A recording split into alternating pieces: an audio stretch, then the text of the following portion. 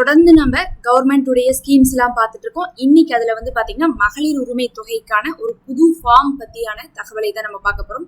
முதல்ல மகளிர் உரிமை தொகையை பத்தி சொல்லும் போது நம்ம நேத்தே சொல்லியிருந்தோம், 1000 ரூபாய் வந்து பாத்தீங்கன்னா எல்லாருடைய அக்கௌண்ட்லயும் மறுபடியும் போட்டிருக்காங்கன்ட்டு. 1000 ரூபாய் தான் போட்டிருக்காங்க. நம்ம இந்த ஃபார்ம் அப்படிங்கிறது நம்ம 2500 ரூபாய்க்காக நம்ம சொல்லக்கூடியது. இது வந்து எல்லாருமே அப்ளை பண்ற மாதிரி வரும். அதனால வாங்கிட்டு இருக்கவங்க வாங்காதவங்க எல்லாருமே அப்ளை பண்ணும். ஆனா இப்ப வந்து வாங்கியிருக்கீங்க பாருங்க, அதை பத்தி நிறைய பேர் சந்தேகம் கேட்டிருந்தாங்க. நம்ம வந்து என்ன சொல்லியிருந்தோம்னா, காலையில போட்டிருக்காங்க, நைட்டு வரையும் போடுவாங்க. நீங்க பாருங்க, சில டைம் 1 நாள் 2 நாள் 3 நாளுக்குள்ளெல்லாம் வந்து பாத்தீங்கன்னா வரும். ஏன்னா சில லொகேஷனை பொறுத்து வந்து என்ன பண்ணுவாங்க போடுவாங்கன்ட்டு. நேத்து நான் காலையில வீடியோ போடும் போது கூட எனக்கு வரல, மத்தவங்களுக்கு தான் வந்துருச்சு. ஆனா எனக்கு நைட்டு ஒரு 9:30 10 மணிக்கு தான் எனக்கே வந்து மெசேஜே வந்துச்சு. அப்படின்னா என்ன அர்த்தம்னா, காலையில வந்து சிலர் வந்து போட்டிருக்காங்கன்னு சொன்னாங்க, மதியானம் சிலர் போட்டிருக்காங்கன்னு சொன்னாங்க, சாயங்காலம் சிலர் சொன்னாங்க எனக்கு நைட்டு தான் மெசேஜ் வந்திருக்குன்னா, அதே மாதிரி இன்னும் வராதவங்களுக்கு எல்லாம் வந்துடும். யாரெல்லாம் கடந்த ஆட்சியில 1000 ரூபாய் வாங்கினீங்களோ அவங்களுக்கு இந்த மாசம் 1000 ரூபாய் வந்துடும். அவங்க 60 வயசுக்கு மேல இருந்தாலும் சரி, இல்லாட்டினாலும் சரி. ஏன்னா 64 வயசு சேர்ந்தவங்களுக்கு எல்லாம் வந்திருக்குன்னு சொல்லிட்டு கமெண்ட்ல நேத்து போட்டிருந்தாங்க. அப்ப போன தடவை வாங்கினவங்க, அதாவது கடைசியா நீங்க வாங்கியிருந்தீங்கன்னா, கடைசியா நீங்க வந்து அந்த 5000 ரூபாய் பணம் போட்டாங்க பாருங்க, அந்த 5000 ரூபாய் பணம், அந்த 1000 ரூபாய் பணம் வாங்கினவங்க எல்லாருமே வாங்க போறீங்க. இந்த மாசம் 1000 ரூபாய் வந்துடும். இதுவரையும் முக்காவாசி பேத்துக்கு வந்துருச்சு. வராட்டினா கூட போய் செக் பண்ணி பாருங்க, மெசேஜ் வரும். மெசேஜ் வராட்டினா எங்களுக்கு மெசேஜே வந்துருச்சு, இல்லாட்டினா நீங்க போய் அக்கௌண்ட்டுடைய பேலன்ஸை செக் பண்ணி பார்த்தா உங்களுக்கு தெரிஞ்சிடும். இப்படிதான் என்ன பண்ணணும்னா, 1000 ரூபாய் வந்திருக்கா இல்லையான்னு ஃபர்ஸ்ட் பாத்துக்கணும். அதே சமயத்துல இந்த 1000 ரூபாய் வாங்குறவங்க அப்படியே கண்டினியூ ஆவாங்களான்னு கேட்டீங்கன்னா, அதுல வந்து பாத்தீங்கன்னா மறுபரிசீலனை எல்லாம் பண்ணுவாங்க. ஏன்னா இப்ப வந்து நிதி வந்து போதுமான அளவுக்கு ஏற்கனவே கவர்மெண்ட்டே இல்லை. அதனால தேவைப்படக்கூடிய மக்களுக்கு மட்டும்தான் கொடுப்போம்னு சொல்றாங்க. எல்லாருமே கேட்டாலும் கூட அவங்க வந்து என்ன பண்ணிருக்காங்க, தேவைப்படக்கூடிய மக்களுக்கு கொடுப்போம்னு சொல்லி அதுல வந்து பாத்தீங்கன்னா 60 வயசுக்குள்ள இருக்கிறவங்களுக்கு மகளிர் உரிமை தொகைனும், 60 வயசுக்கு மேல இருக்கிறவங்களுக்கு வந்து முதியோர் தொகைன்னு சொல்லிட்டு பிரிச்சு கொடுக்க போறதா சொல்லியிருக்காங்க. அதனால வந்து இதுல விட்டாலும் உங்களுக்கு 60 வயசுக்கு மேல இருக்கவங்களுக்கு அதுல கிடைக்கும். அப்ப இதுக்கெல்லாம் நம்ம என்ன பண்ணணும்னா புதுசா அப்ளை பண்ணணும். ஏன்னா ஒரு கவர்மெண்ட் மாறும் போது அதனுடைய ஸ்கீமுடைய பெயரும் மாத்திருப்பாங்க. நேத்து எங்களுக்கு மெசேஜ் வரும்போது மகளிர் உரிமை தொகை, கலைஞர் மகளிர் உரிமை தொகைன்னு தான் வந்துச்சு. கலைஞருடைய ஆட்சி முடிஞ்சிருச்சு, டிஎம்கே ஆட்சி முடிஞ்சுதான் நமக்கு இப்ப டிவிகே ஆட்சி வந்திருக்கு. அப்ப கலைஞர் மகளிர் தொகைன்னு சொல்லிட்டு மறுபடியும் மெசேஜ் வரக்கூடாதுல்ல. அப்ப ஏன் அப்படி வருதுன்னா, இன்னும் அந்த பழைய ஸ்கீம்ல தான் அது இருக்குது. அதனாலதான் அந்த பழைய 1000 ரூபாய், அந்த பழைய பெயரே நமக்கு வந்து கண்டினியூ ஆயிருக்கு, கலைஞர் மகளிர் உரிமை தொகைன்ட்டு. இப்ப அடுத்தது என்ன பண்ண போறாங்கன்னு பாத்தீங்கன்னா, மாண்புமிகு மகளிர் திட்டம்னு மாத்த போறாங்க. என்ன மாத்த போறாங்க? மாண்புமிகு மகளிர் திட்டம். அப்ப இதுக்கு என்ன பண்ணுனா, இதுக்கு ஃபார்ம் ஃபில்அப் பண்ணி நீங்க கொடுக்கணும். அதுக்கப்புறம் தான் உங்களுக்கு என்ன ஆகும், 2500 ரூபாய் கிடைக்கும். இது எல்லாருக்குமே உண்டு. போன தடவை வாங்கினவங்க, போன தடவை வாங்காதவங்க, நாங்க ரொம்ப நாளா காத்துட்டு இருக்கோம், நாங்க ஒரு தடவை கூட வாங்கினதே இல்லை, எங்களுக்கு போன தடவை ரிஜெக்ட் பண்ணிட்டாங்க, இப்படி யாரா இருந்தாலுமே இந்த ஃபார்மை ஃபில் பண்ணி கொடுத்தா உங்களுக்கு வரும். இந்த ஃபார்ம்ல என்ன இருக்குன்னு பார்க்கலாம். முதல்ல இந்த ஃபார்ம் வந்து பாத்தீங்கன்னா, உங்களுடைய பெயர், உங்களுடைய போன் நம்பர், உங்களுடைய வயசு. ஏன்னா வயசை வந்து ஒரு வரம்பா வச்சிருக்காங்க, 60க்குள்ள இருக்கிறீங்களான்னு பாக்குறாங்க. அதனால வயசு வந்து ஒரு வரம்பா இருக்குது.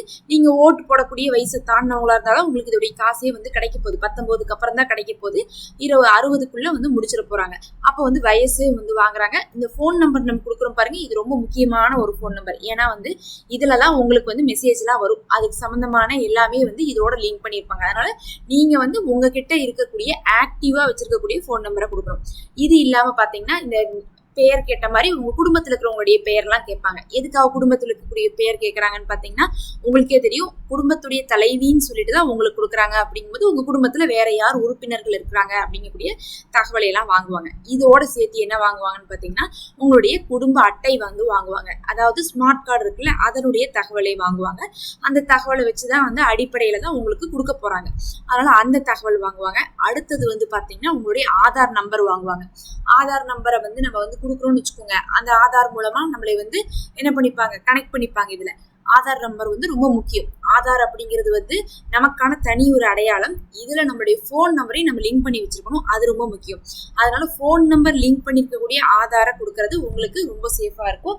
போன் நம்பர் ஆக்டிவா வச்சுக்கோங்க. நிறைய பேர் ஆதார்ல போன் நம்பரை கொடுத்துருக்கீங்க, ஆனா அந்த போன் நம்பர் இப்ப ரீசார்ஜ் பண்றது இல்ல, அந்த சிம்மு கைவிட்டு போச்சு, நான் நெட்வொர்க் எல்லாம் மாத்திட்டு போயிட்டேன்னு சொல்றீங்க. அப்படிலாம் இல்லாம நல்லா வந்து யூஸ்ல இருக்கக்கூடிய நம்பரை வச்சுக்கோங்க. அப்பதான் உங்களுக்கு என்ன ஆகும், அதுக்கு வந்து நம்பர்ல வந்து மெசேஜ் எல்லாம் வரும்.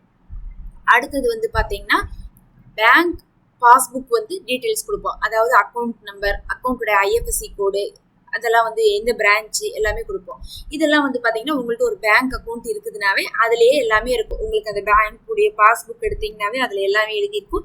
அது எழுதியிருக்கக்கூடிய டீட்டெயில்ஸை தான் அவங்க கேட்பாங்க. ஆனால் இதில் ரொம்ப முக்கியம் என்னன்னா, உங்கள்கிட்ட என்ன பேங்க் இருக்குது, ஒரு பேங்க் இருக்கலாம், 2 பேங்க் இருக்கலாம், சிலர்லாம் 3-4 பேங்க்ல கூட அக்கௌண்ட் வச்சுப்பாங்க.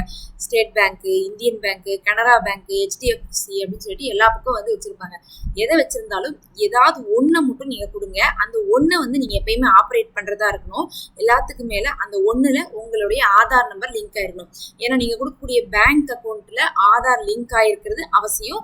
அதில் வந்து பார்த்தீங்கன்னா ஃபோன் நம்பர் வந்து ஆதாரில் லிங்க் ஆகிருக்கணும். அப்போ தான் வந்து உங்களை கான்டாக்ட் பண்ணுறப்போ, உங்களுக்கு மெசேஜ் அனுப்புறதுக்கு வந்துருச்சா வரலையான்னு பார்த்துக்கிறதுக்கு, இதை பற்றியான மேலதிகமான அப்டேட்டுகளுக்கெல்லாம் வந்து யூஸ் ஆகும். அப்போ வந்து பார்த்தீங்கன்னா உங்களுக்கு ஒன்னோட ஒன்று கனெக்டாக இருக்குது. உங்களுக்கு ஒரு பேங்க் அக்கௌண்ட்டு நீங்கள் என்ன பண்ணணும், யூஸ் பண்ணக்கூடியதை நீங்கள் கொடுத்துருங்க. அதில் தான் வரும். நீங்கள் ஒன்று கொடுத்து போட்டு இன்னொன்றில் பார்க்காதீங்க. போன வருஷம் அப்படி தான் நிறைய பேர் கொடுத்தது ஒன்று, தேடினது இன்னொன்று. நான் வந்து இதுதான் கொடுத்தேன், ஆனால் வந்து பார்த்தா எனக்கு வரலைன்னு சொல்லிட்டு இருந்தாங்க. சிலர் கொடுக்கும் போதே வந்து பல அக்கௌண்ட் இருக்குன்னு மாற்றி கொடுத்துட்றாங்க. சிலர் வந்து நீங்கள் என்னதான் வந்து நீங்களே வந்து போய் தேர்ந்தெடுத்து இதுதான் வேணும்னு கொடுத்தாலும் கூட அது வந்து ஆதாரோட லிங்க் ஆகலைன்னா உங்களுக்கு என்ன ஆகாது, அதில் காசு வராது. உங்களுடைய அக்கௌண்ட் வந்து எது ஆதாரோட லிங்க் ஆயிருக்கோ அதில் தான் வந்து காசு வரும். அப்போ உங்களுடைய ஆதார் நம்பர் அடித்து அதில் லிங்க் இருக்கக்கூடிய பேங்க் அக்கௌண்ட்டுக்கு தான் அவங்க காசு போடுவாங்க.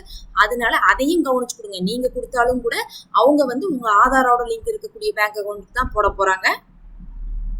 நம்ம அதை கவனிக்காமல் இருந்தால் என்ன ஆகும்னு பார்த்தீங்கன்னா, அந்த மினிமம் பேலன்ஸ் கீழே போய் நமக்கு இப்போ போடுற காசெல்லாம் வந்து அதில் கழிச்சு போயிடும். நிறைய பேர் சொல்கிறாங்க 1000 ரூபா போடுறாங்க ஆனால் எடுத்துடுறாங்கன்ட்டு. யாரும் எடுக்க மாட்டாங்க கவர்மெண்ட்டு. ஆனால் நம்மளுடைய பேலன்ஸ் மினிமம் பேலன்ஸ் வந்து பார்த்தீங்கன்னா 3000 ரூபா இருக்கணும் ஒரு அக்கௌண்ட்னா. அதுக்கு கீழே இருந்தால் என்ன பண்ணுவாங்க, ஒரு ஃபைன் மாதிரி காசு பிடிச்சிட்டே இருப்பாங்க. அப்போ கொஞ்சம் நாளைக்கு ஒரு தடவை பிடிச்சி கடைசியில் பார்த்தா போடுற 1000 ரூபா என்ன ஆயிரும், அதிலே கழிச்சு போயிடும். அதனால நம்ம வந்து அந்த பேங்க் அக்கௌண்ட்டை எப்பயுமே மினிமம் பேலன்ஸ்க்கு மேலே வச்சு மெயின்டைன் பண்ணுறதுக்காகத்தான் நம்ம தெரிஞ்ச பேங்க் அக்கௌண்ட்டை கரெக்டாக கொடுத்து அதை முதல் மாதத்துலேருந்து வருதான்னு பார்க்கறதுக்காக அந்த ஃபோன் நம்பரையும் நம்ம வந்து மெசேஜுக்காக செக் பண்ணிட்டு இருக்கணும். அடுத்து இது மட்டும் இல்லாமல் உங்களுடைய அட்ரஸ்க்குன்னு சொல்லிட்டு என்ன பண்ணுவாங்க, நீங்கள் இப்போ தான் அங்கே தான் இருக்கிறீங்க அப்படிங்கிறதுக்கான ஒரு ஆதாரம் கேட்பாங்க. அதுக்கு வந்து பார்த்தீங்கன்னா EB பில்லு, தண்ணி வரி கட்டின பில்லு, அந்த மாதிரி ஏதாவது ஒரு பில்லை வந்து நம்ம கொடுக்குற மாதிரி இருக்கும். அது இல்லாமல் உங்களுக்கு வந்து பார்த்தீங்கன்னா வருமான சான்றிதழ், அதாவது இன்கம் சர்டிஃபிகேட் கேட்பாங்கன்னு எதிர்பார்க்கப்படுது. ஏன்னா இந்த தடவை வந்து பார்த்தீங்கன்னா காசு கொடுக்குறாங்கன்னா அவங்க வந்து கண்டிப்பாக வறுமை கோட்டி கீழே இருக்கிறாங்களா அப்படிங்கிறத செக் பண்ணுவாங்க. போன தடவையுமே செக் பண்ணாங்க. இந்த தடவையும் செக் பண்ணுறதுக்கு இந்த மாதிரியான சில ரெஸ்ட்ரிக்ஷன்ஸ்லாம் வச்சுருப்பாங்க, டாக்குமெண்ட்ஸ்லாம் வச்சுருப்பாங்க.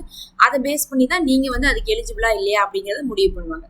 இது எல்லாத்தையுமே பார்த்துட்டு தான் என்ன பண்ணுவாங்க, உங்களுக்கு கொடுப்பாங்க. இதுக்கான ஃபார்ம் எப்போ கிடைக்கும்னு சொல்லிட்டு கேட்டிங்கன்னா, இன்னும் ஃபார்மை வந்து வெளியிடுவாங்கன்னு சொல்லப்படுது. அது எப்பன்னு சொல்லிட்டு கேட்டதுக்கு அவங்க என்ன சொல்லியிருக்காங்கன்னா, இதுக்கான பட்ஜெட்டே இன்னும் ஒதுக்கலையாமா. பட்ஜெட் ஒதுக்குனதுக்கு பிறகு என்ன பண்ணுவாங்க, அவங்க வெளியிடுவாங்க. கண்டிப்பாக இது வந்து பார்த்தீங்கன்னா டைம் எடுத்துக்கும். வாரக்கணக்காவோ இல்லை வந்து மாசக்கணக்காவோ கண்டிப்பாக டைம் எடுத்துக்கும். அதுவரை உங்களுக்கு கடந்த ஸ்கீமுடைய கண்டினியூவேஷனாக 1000 ரூபா வரும். அது வந்து அப்ளை பண்ணாமல் இதுவரையும் வாங்காதவங்களுக்கு கண்டிப்பாக வராது. ஏன்னா இதுவரையும் வாங்காதவங்களுக்குன்னு தனியாக வந்து இந்த தடவை கொடுக்கல. அடுத்தது வந்து ஏதாவது ஒரு ப்ரொசீஜர் கொண்டு வந்துட்டு ஃபார்ம் ஃபில்அப் கொண்டு வந்துட்டு தான் உங்களுக்கு கொடுப்பாங்க. கண்டிப்பாக ஃபார்ம் எப்போ வந்து வெளியிட்டாலும் நாம் உங்களுக்கு என்ன பண்ணுவோம், வீடியோ போட்டு அதை எப்படி வந்து ஃபில் பண்ணணும், என்ன பண்ணணும் அப்படிங்கிறத நம்ம கைட் பண்ணுவோம். அதனால சப்ஸ்கிரைப் பண்ணி வச்சுக்கோங்க. இதெல்லாம் வந்து பார்த்தீங்கன்னா உங்களுக்கு ஃபார்ம் ஃபில்அப்புக்கு தேவைப்படும் அப்படிங்கிறத நம்ம சொல்லிட்டோம். எல்லாருமே ஃபார்ம் புதுசாக ஃபில்அப் பண்ணுற மாதிரி தான் இருக்கும் அப்படிங்கிறதையும் சொல்லிட்டோம். ஃபார்ம் ஆன்லைனா ஆஃப்லைனா எப்போ வரப்போகுது அப்படிங்கிறதை வந்து இன்னும் TVK கவர்மெண்ட் வந்து சொல்லாமல் இருக்காங்க. ஏன்னா வந்து நம்ம சொன்ன மாதிரி பட்ஜெட்டுக்காக தான். பட்ஜெட் வந்து ஒதுக்குனதுக்கு பிறகு அவங்க அறிவிப்பாங்க. நம்ம வெயிட் பண்ணுவோம். இது உங்களுக்கு யூஸ்ஃபுல்லாக இருக்கும்னு நினைக்கிறேன். மறக்காமல் சப்ஸ்கிரைப் பண்ணி நம்ம சேனலில் மெம்பர்ஷிப் இருக்குது, அதில் ஜாயின் பண்ணி எங்களுக்கு சப்போர்ட் பண்ணுங்கள்.